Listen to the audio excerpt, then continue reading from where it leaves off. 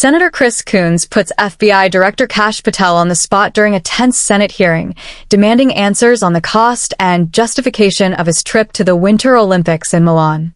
What starts as a routine oversight question quickly turns into a sharp exchange over transparency, national security priorities, and how federal agencies justify overseas operations to taxpayers. Senator Coons. Thank you. Thank you, Madam Chair. Thank you, Chair Moran, Ranking Member Van Hollen, Senator Murkowski, and I appreciate each of our witnesses for being here today. During National Police Week, I just wanted to express my particular appreciation for the men and women of each of your agencies. When I was county executive, I was responsible for the second largest law enforcement agency in our state, and our partnerships with Marshals, ATF, DEA, FBI, and many other elements of federal law enforcement were really critical to our investigations and working to advance security in my home community. In just the last few months, the Newcastle County Police have worked with the FBI to arrest a suspect who had both plans and weapons to carry out a mass shooting at the University of Delaware. Worked with DEA to investigate methamphetamine distributors. Worked with the Marshals Service to arrest a suspect with a warrant out for attempted murder. These are just a few brief examples. I have other topics to get to, but if each of you could just briefly tell me, what are your plans for strengthening your partnerships with local law enforcement, and what more do you need from Congress to execute on those plans? Director Patel. Thank you, Senator. One thing we always need more of is data from state and local. Anything we can do from a legislative perspective at the federal state level to get us that data so we can ingest the data and get it back out to our partners, that's critical. What we're doing to expand specifically at the FBI, for the first time ever, we stood up our LEPIC, our Law Enforcement Partner Engagement Council. So I didn't want to just hear from police officers from around the country by email and phone call. I embedded 10 officers and sheriffs and tribal officers permanently at the FBI because they're the best connected. And so for us, that's the best way forward, along with getting out into the field and making sure our field partners see and feel us and touch us and tell us what their problems are. Thank you, Director. Senator, more connectivity to our state, local, and tribal partners is the utmost importance at DEA. Due with the significant change in the landscape with synthetic opioids, with more methamphetamine pills coming in, more cocaine coming in, it's important that those state and local counterparts, the men and women that are on the front lines every single day, have the same intelligence and the same information that the DEA does. Part of this is coming from our capacity to build foreign partnerships. The amount of foreign partnerships and people we have downrange in Mexico and Colombia, that intel is critical to the beat officer that's working in rural areas. So we have to continue to be better partners, continue to be more engaged, and respond when they call for help to address violent criminal activity. Director Seralto, I'm going to interrupt myself. I appreciate the work that you and the Marshal Service do to keep federal judges safe, but there's thousands of state and local judges who don't have the same intelligence network, the same resources. I'm proud to co-sponsor a bill with Senator John Cornyn that would create a new state judicial threat intelligence and resource center.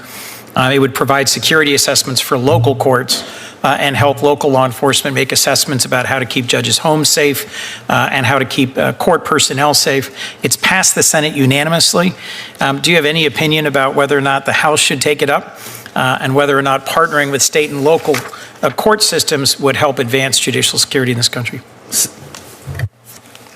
Senator, thank you. Thank you for your work on that. My opinion will be is that any judge that we can keep safe, whether it be in state or the federal bench, we should keep safe. To that end, I'll tell you, judges make decisions that are life-changing, sometimes to themselves. So 50% of the time, someone is upset with the judge's decision, right? Whether they win or lose. And that's something that we need to keep in mind. The justices, judges, the judiciary are the pillars of our country.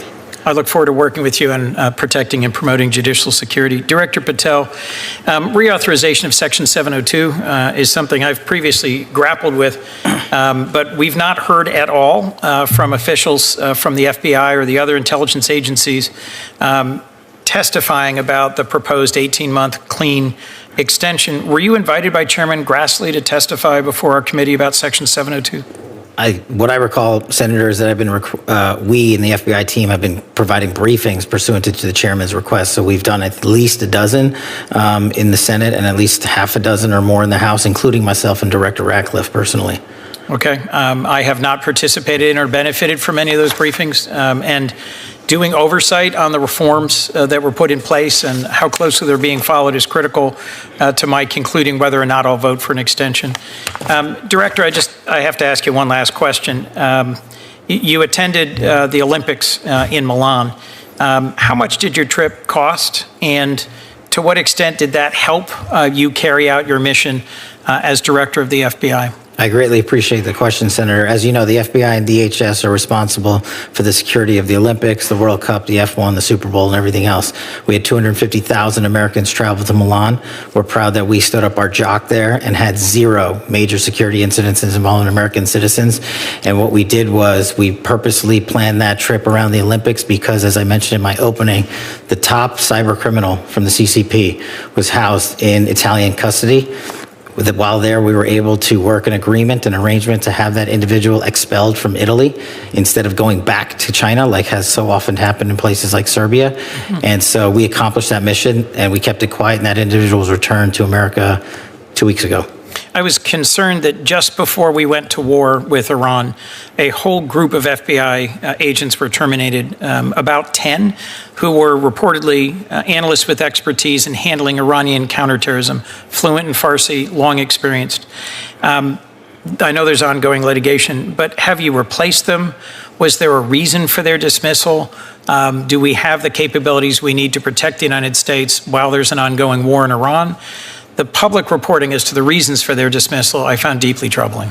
Well, as I've addressed earlier, I don't believe the public reporting is accurate. What we did do for the first time in FBI history is stand up the Iran Threats Mission Center that is housed inside the FBI with our Iran experts, including intelligence and analysts and agents, and we have seen a 47% increase in the arrest of Iranian spies. Do you disagree that there were 10 Iran specialists dismissed right before the war began? Yes. Senator Haggerty. This exchange in the Senate hearing featuring Chris Coons and FBI Director Kash Patel highlights a classic oversight confrontation: accountability over federal travel, intelligence operations, and national security priorities.